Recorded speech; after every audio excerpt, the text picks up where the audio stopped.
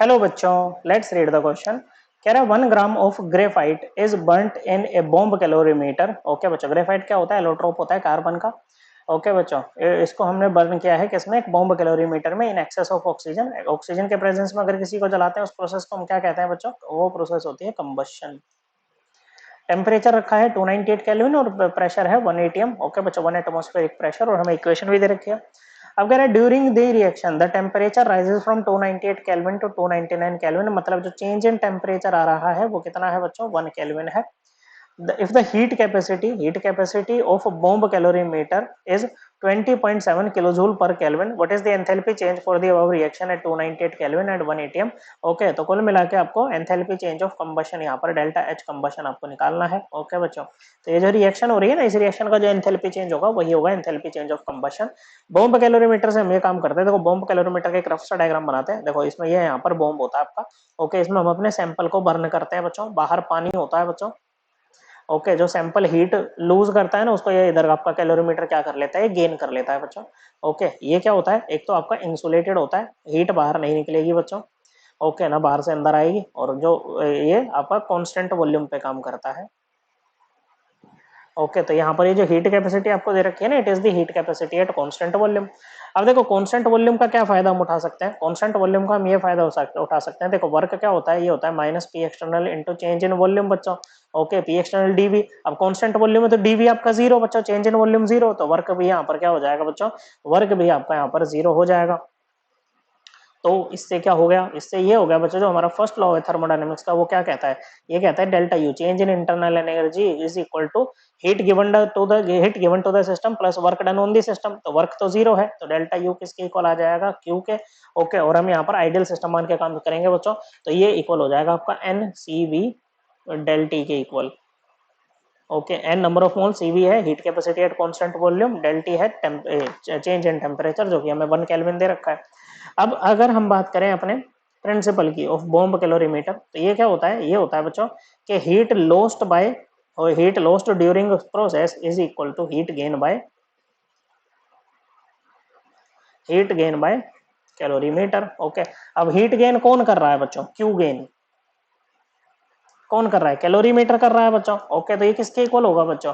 ये होगा change in internal energy of calorimeter. Okay, bomb calorimeter simply bomb करके लिख दिया बच्चों हमने इसको। तो किसके इक्वल होगा बच्चों? ये होगा आपका सीवी डेल टी के इक्वल बच्चों। ओके, इसके लिए सीवी कितना है आपका? 20.7 किलो जूल पर मोल है, सॉरी किलो जूल पर केल्विन है बच्चों। ओके, चेंज इन टेम्परेचर कितना है? 1 केल्विन है। और ये 1 ग्राम ग्रेफाइट की हमने बात की है बच्चों, तो ये पर ग्राम में रहेगा बच्चों। ओके, 1 केल्विन है और साथ में पर 1 ग्राम में। ओके, पर ग्राम में। ओके, 1 पर ग्राम इस तरह से रहेगा। तो कितना आ जाएगा बच्चों? आ जाएगा केल्विन तो क्या है बच्चों? 20.7 किलो जूल पर ग्राम, ये आ जाएगा बच्चों। तो हमें लेकिन मोल में निकालना है ना फाइनली, तो इसको मोल में चेंज कर लेते हैं बच्चों। अब 1 मोल कार्बन का, देखो ग्रेफाइट क्या एलोट्रोप है कार्बन का, 1 मोल कार्बन का मास कितना होता है? 1 मोल कार्बन का मास होता है 12 ग्राम। ओके, तो ये 1 ग्राम के लिए आप 12 ग्राम के लिए निकालोगे तो वो मोल का बन जाएगा बच्चों। ओके, तो ये जाएगा 20.7 किलो जूल पर ग्राम इनटू 12 ग्राम पर मोल। एक मोल का मास ये तो रहता है, तो ग्राम से ग्राम गया बच्चों। इसको कैलकुलेट किया 20 इंटू 12, तो ये आ जाएगा आपका 248.4 किलो जूल पर मोल। ये आ गया बच्चों। तो ये क्या है बच्चों? ये है change in internal energy of bomb calorimeter, या कहो क्यू गेन है। अब ये क्यू गेन है तो क्यू लोस्ट क्या आ जाएगा बच्चों? ओके, क्यू लोस्ट क्या होगा बच्चों? Change in internal energy of combustion होगा बच्चों। और ये किसके इक्वल होगा? देखो गेन है तो पॉजिटिव साइन है, अगर लेकिन सैंपल तो लूज कर रहा है ना बच्चों। यहाँ पर ये जो है इसमें तो क्या हो रही है? एनर्जी रिलीज हो रही है ना प्रोसेस में। तो ओके, तो यहाँ पर माइनस का साइन आ जाएगा बच्चों। ओके, तो ये आ जाएगा 2, मैग्नीट्यूड यही रहेगा 248.4 किलो जूल पर मोल। अब किसी प्रोसेस में ना बच्चों हमारा जो ये होता है ना बच्चों डेल्टा एच, जैसे कंबशन की ही बात करें, ये इक्वल होता है डेल्टा यू। ये तो हमें निकालना है बच्चों, delta U combustion plus plus delta N G RT के इक्वल होता है। डेल्टा एन जी होता है बच्चा change in number of gaseous moles. Okay, मतलब gaseous moles of product minus gaseous mole of reactant. तो एक मोल गैसियस प्रोडक्ट है, एक मोल गैसियस रिएक्टेंट है आपके पास में। डेल्टा एन जी की वैल्यू 0, तो ये फैक्टर आपका 0 ही हो जाएगा बच्चों।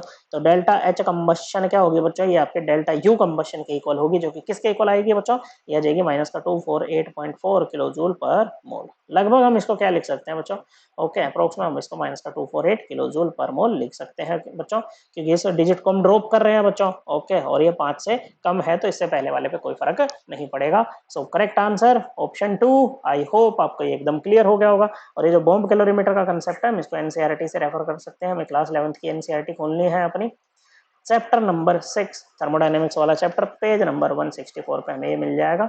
Correct answer option 2। I hope आपको ये एकदम क्लियर हो गया होगा। थैंक यू बच्चों।